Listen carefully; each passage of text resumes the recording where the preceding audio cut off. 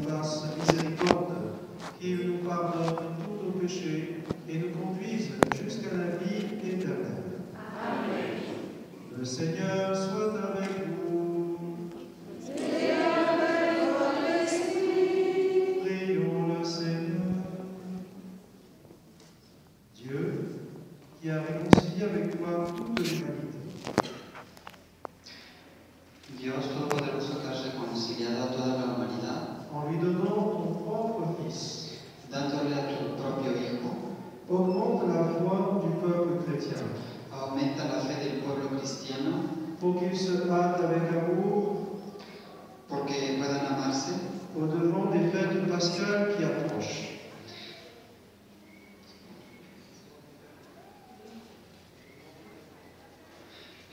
estando frente al tiempo de Pascua. Par Jésus le Christ, notre Seigneur. Por Jesucristo, el Señor nuestro Dios. Amén. Alors maintenant, nous allons faire la première lecture en espagnol et l'évangile. Y après aussi en français. Vamos a hacer la primera lectura en español y el evangelio.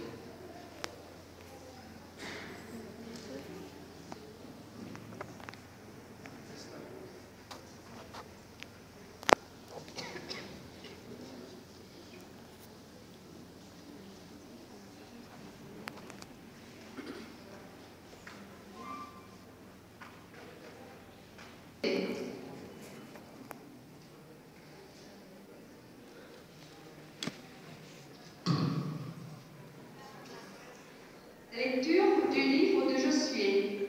Après le passage du Jourdain, les fils d'Israël campèrent à Gilgal et célébrèrent à la Pâque le 14e jour du mois, vers le soir dans la plaine de Jéricho.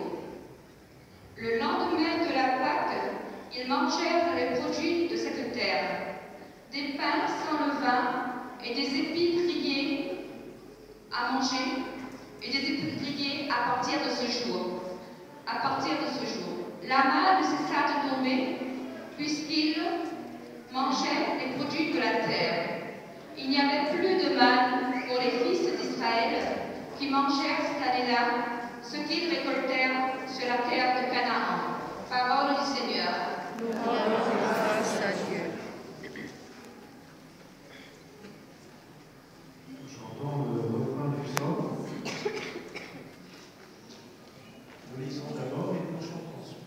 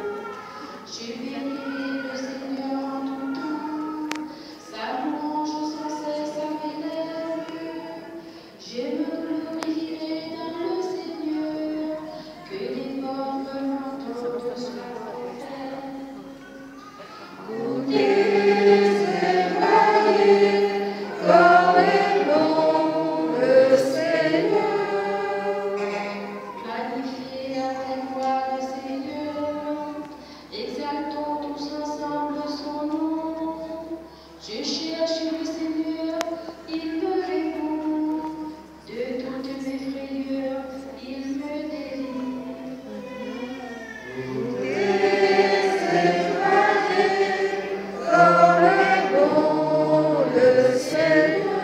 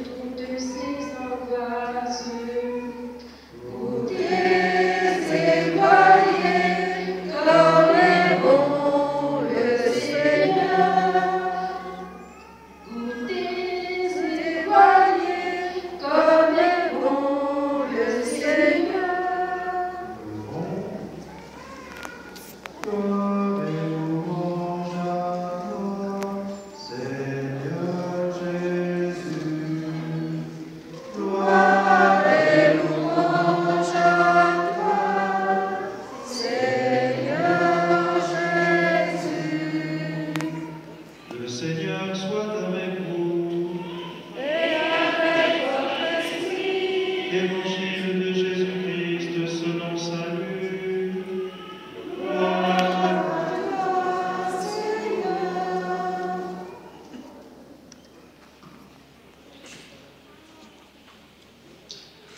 En aquel tiempo se acercaban a Jesús los publicanos y los pecadores para escucharlo, por lo cual los fariseos y los escribas murmuraban entre sí: Este recibe a los pecadores y come con ellos.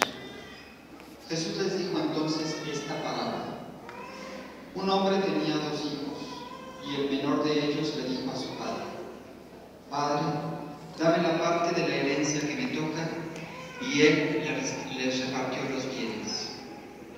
No muchos días después, el hijo menor, juntando todo lo suyo, se fue a un país lejano y allá derrochó su fortuna, viviendo de una manera disoluta. Después de malgastarlo todo, sobrevino en aquella región una gran hambre y él empezó a padecer necesidad.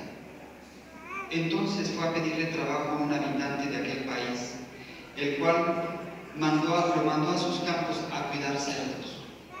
Tenía ganas de hartarse con las bellotas que comían los cerdos, pero no lo dejaban que se las comieran. Se puso entonces a reflexionar y se dijo: ¿Cuántos trabajadores en casa de mi padre tienen pan de sobra y yo aquí me estoy muriendo de hambre? Me levantaré, volveré a mi padre y le diré: Padre, he pecado contra el cielo y contra ti. Ya no merezco llamarme hijo tuyo. Recíbeme como a uno de tus trabajadores. Enseguida se puso en camino hacia la casa de su padre. Estaba todavía lejos cuando su padre lo vio y se enterneció profundamente. Corrió hacia él y echándole los brazos al cuello, lo cubrió de besos. El muchacho le dijo: Padre, he pecado contra el cielo y contra ti. Ya no merezco llamarme hijo tuyo. Pero el padre le dijo a sus criados: Pronto, traigan la túnica más rica y vístansela. Pónganle un anillo en el dedo y sandalias en los pies. Traigan el becerro gordo y mátenlo. Comamos y hagamos una fiesta, porque este hijo mío estaba muerto y ha vuelto a la vida. Estaba perdido y lo hemos encontrado. Y empezó el banquete. El hijo mayor estaba en el campo y al volver, cuando se acercó a la casa, oyó la música y los cantos. Entonces llamó a uno de los criados y le preguntó qué pasaba. Este le contestó: Tu hermano ha regresado y tu padre mandó matar el becerro gordo por haberlo recobrado sano y salvo. El hermano mayor se enojó y no quería entrar. Salió entonces el padre y le rogó que entrara, pero él replicó: Hace tanto tiempo que te sirvo, sin desobedecer jamás una orden tuya, y tú no me has dado nunca ni un cabrito para comérmelo con mis amigos. Pero eso sí, viene ese hijo tuyo que despilfarró tus bienes con malas mujeres, y tú mandas matar al becerro gordo. El padre repuso: Hijo, tú siempre estás conmigo y todo lo mío es tuyo. Pero era necesario hacer fiesta y regocijarnos. Les pécheurs venaient tous à Jésus pour l'écouter. Les pharisiens et les scribes récriminaient contre lui: Cet homme fait bon accueil aux pécheurs et mange avec eux. Alors Jésus leur dit cette parabole. Un homme avait 2 fils. Le plus jeune dit à son père: Père, donne-moi la part d'héritage qui me revient. Et le père fit le partage de ses biens.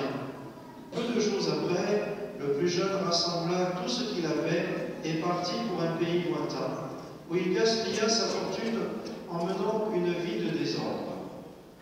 Quand il eut tout dépensé, une grande famine survint dans cette région, et il commença à se trouver dans la misère. Il alla s'embaucher chez un homme du pays qu'il envoya dans ses champs pour garder les porcs. Il aurait bien voulu se remplir le ventre avec les gousses que mangeaient les porcs, mais personne ne lui donnait rien. Alors il réfléchit: Tant d'ouvriers chez mon père ont du pain en abondance, ici, je meurs de faim. Je vais retourner chez mon père, et je lui dirai, Père, j'ai péché contre le ciel et contre toi. Je ne mérite plus d'être appelé ton fils. Prends-moi comme l'un de tes ouvriers. Il partit donc pour aller chez son père. Comme il était encore loin, son père l'aperçut et fut saisi de pitié. Il courut se jeter à son cou et le couvrit de baisers. Le fils lui dit, Père, j'ai péché contre le ciel et contre toi. Je ne mérite plus d'être appelé ton fils. Mais le père dit à ses domestiques, Vite, apportez le plus beau vêtement pour l'habiller. Mettez-lui le bague au doigt et des sandales aux pieds. Allez chercher le veau gras, tuez-le, mangeons et festoyons, car mon fils, que voilà, était mort, et il est revenu à la vie. Il était perdu, et il est retrouvé. Et ils commencèrent la fête. Le fils aîné était au champ. À son retour, quand il fut près de la maison, il entendit la musique et les danses. Appelant un des domestiques, il demanda ce qui se passait. Celui-ci répondit, c'est ton frère qui est de retour, et ton père a tué le veau gras parce qu'il a vu revenir son fils en bonne santé. Alors, le fils aîné se mit en colère et il refusait d'entrer.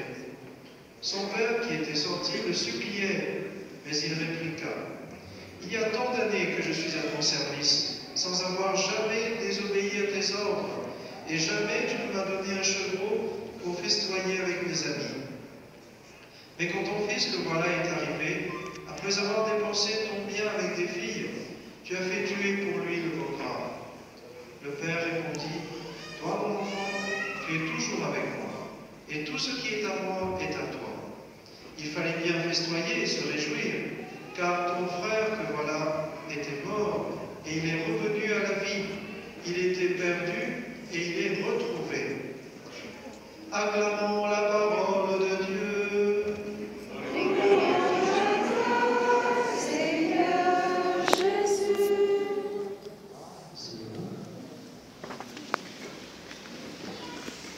Aujourd'hui, on va avoir une messe bilingue, franco-espagnole. Hoy vamos a tener una misa bilingüe, francés y español.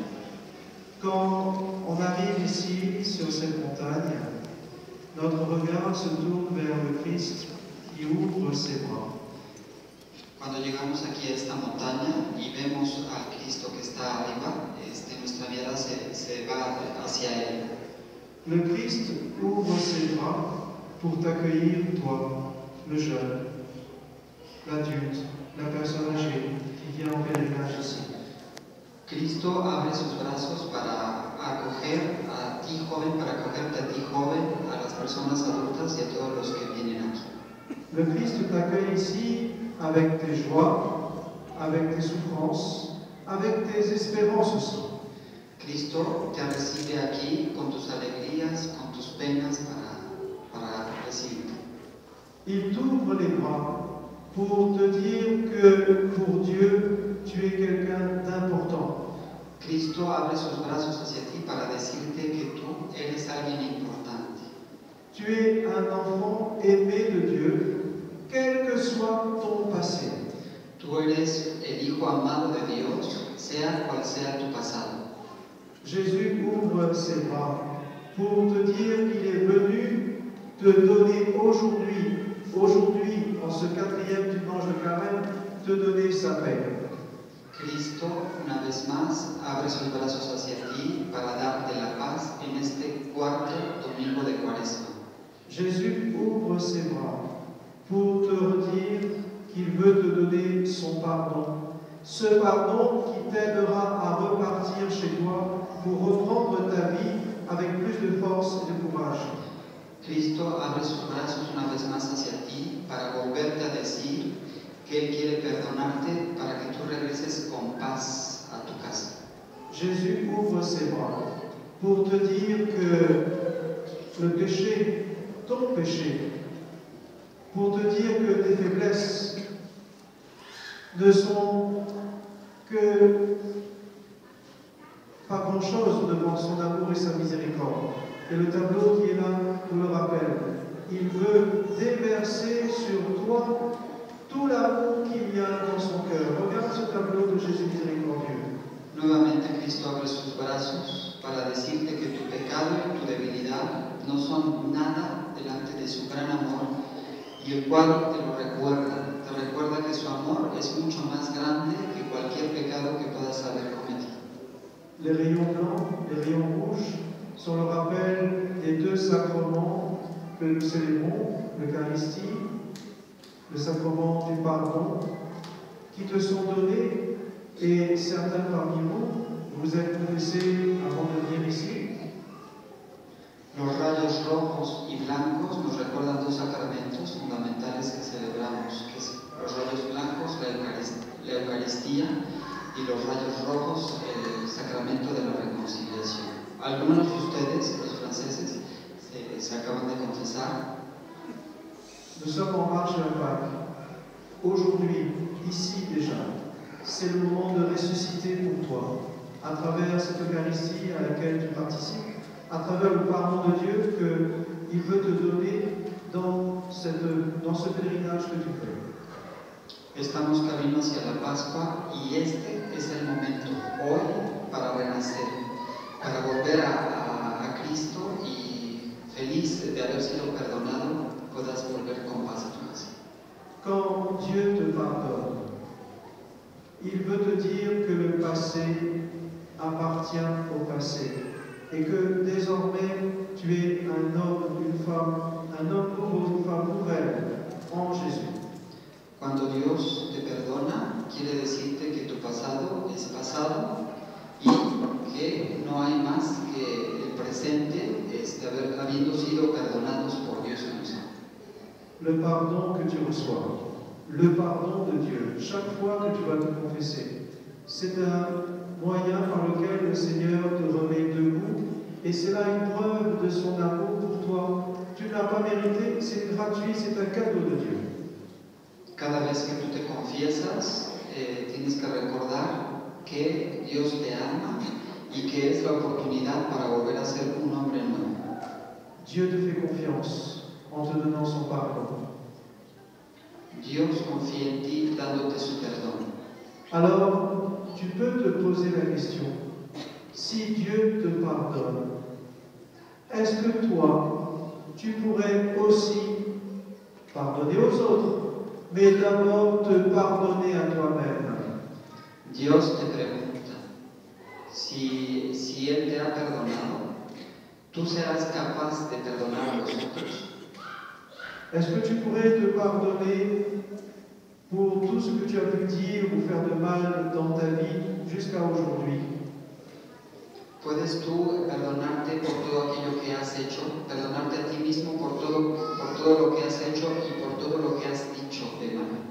Est-ce que tu crois vraiment en la puissance du pardon, en la puissance de la résurrection de Jésus dans le sacrement du pardon que tu as reçu?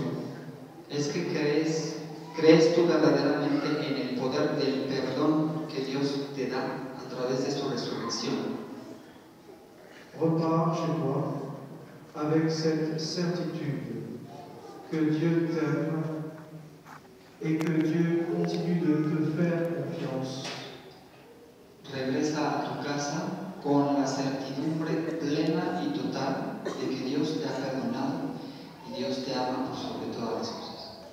Ici, sur cette montagne, Jésus t'ouvre ses bras, mais il t'ouvre surtout son cœur pour que tu viennes trouver en lui la paix dont tu as besoin. Aquí en esta montaña, Cristo abre sus brazos pero sobre todo su corazón, para decirte que lo que Él más quiere es que encuentres la paz y el perdón. Avec Jésus, regarde ce que tu feras de beau et de bon dans ta vie à partir d'aujourd'hui. Con Cristo, mira lo que puedes hacer ahora de bueno y bello a partir de hoy. Fais silence pour lui dire ton merci et tout ton amour. Haz un poco de silencio para decirle gracias